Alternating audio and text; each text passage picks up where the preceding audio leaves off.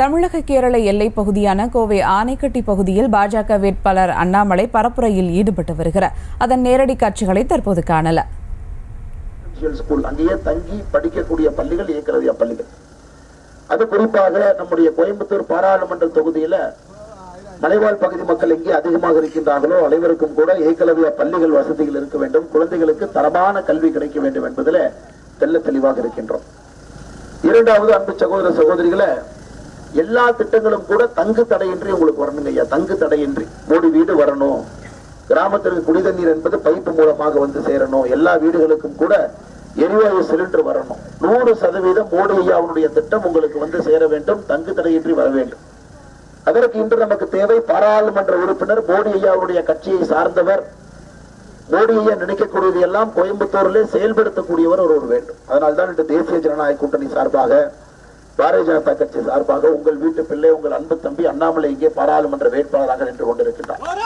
ஆனால் உங்களுடைய அன்பும் ஆதரவும் இந்த நேரத்தில் நான் கோருவது, ஏப்ரல் 19ஆம் தேதி பாராளுமன்ற தேர்தலில் நீங்கள் எல்லோரும் தாமரை சின்னத்திலே வாக்களிக்க வேண்டும். பாரத பிரதமர் நரேந்திர மோடி அவர்கள் 400 இடங்களை தாண்டி, 400 எம்பிக்களை தாண்டி பாரத பிரதமர் அவர்கள் 3வது முறையாக ஆட்சி கட்டளை உட்காரணும் ஐயா. எவ்வளவுக்கு எவ்வளவு பிரதமர் டெல்லியில் இருக்கிறாரோ அவ்வளவுக்கு நமக்கு நல்லது. ஏன்னா முதல்ல எல்லாம் வளர்ச்சி பார்த்தீங்கன்னா தூரமாக இருக்கக்கூடிய பகுதிக்கெல்லாம் வராதுங்க, எல்லாம் மறந்துடுவாங்க. மலைவாழ் பகுதிக்கெல்லாம் பார்த்தீங்கன்னா வளர்ச்சி வராது. தனியார் நிறுவனங்கள், அறக்கட்டளைகள் இவங்க வந்து ரோடெல்லாம் போட்டுட்டு இருப்பாங்க.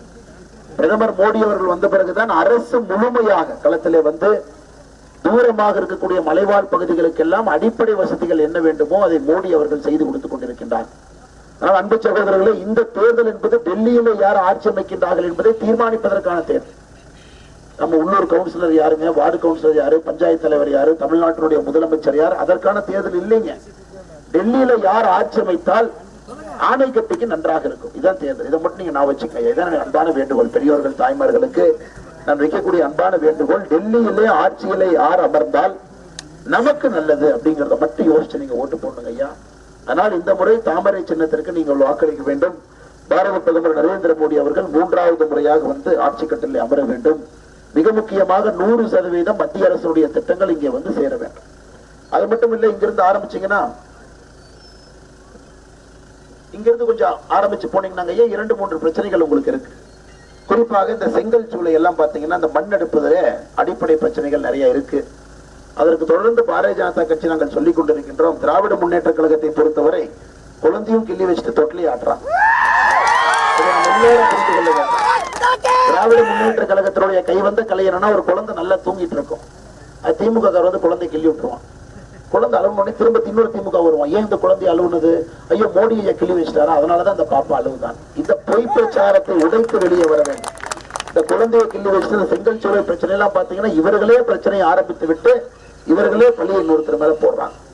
இதற்கெல்லாம் ஒரு தீர்வு வேண்டும் என்றால் நான் உங்களுக்கு உறுதியளிக்கின்றேன். சுற்றுச்சூழல் அமைச்சர்கிட்ட பேசி ஐயா ஒரு தீர்வு கொண்டு வருவோம். தீர்வு வந்து மக்களுடைய வாழ்வாதாரத்தையும் பாதிக்கூடாது. இதெல்லாம் அதிகமா செம்மண் இருக்கக்கூடிய பகுதி, இங்கிருந்து கொஞ்சம் கீழே இறங்கிட்டீங்கன்னா மக்களுடைய வாழ்வாதாரத்தையும் பாதிக்கப்படக்கூடாது. அதே நேரத்துல இயற்கையும் பாதிக்காதவாறு நம்ம ஒரு நல்ல ஒரு விஷயத்தை எடுத்துட்டு போனாங்க. ஏன்னா இயற்கை வந்து உங்களோட இருக்கிற இந்த மலை காடெல்லாம் பாருங்க, 1000 ஆண்டுகளாக உங்களுடைய முன்னோர்கள் காத்தது.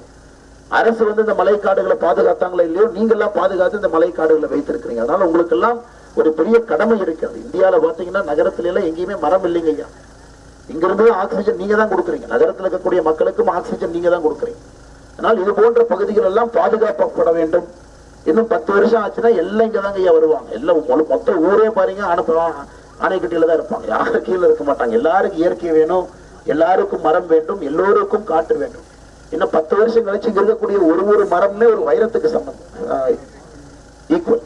ஒரு வைரம் எப்படி இருக்கிறதோ ஒரு வைரத்திற்கு சமம் ஒரு மரமும் கூட. அந்த அளவுக்கு ஆணை கட்டி 10 ஆண்டுகள் கழித்தும் கூட அதே பொலிவோடு இருக்கணும், அதே நேரத்தில் வளர்ச்சி இருக்கணும். இரண்டையும் சமமாக பார்த்து செய்யணுங்க ஐயா. அதான் மோடி ஐயாவுடைய விருப்பம். செய்திகளை உடனுக்குடனும் துல்லியமாகவும் தெரிந்து கொள்ள சப்ஸ்கிரைப் பண்ணுங்க.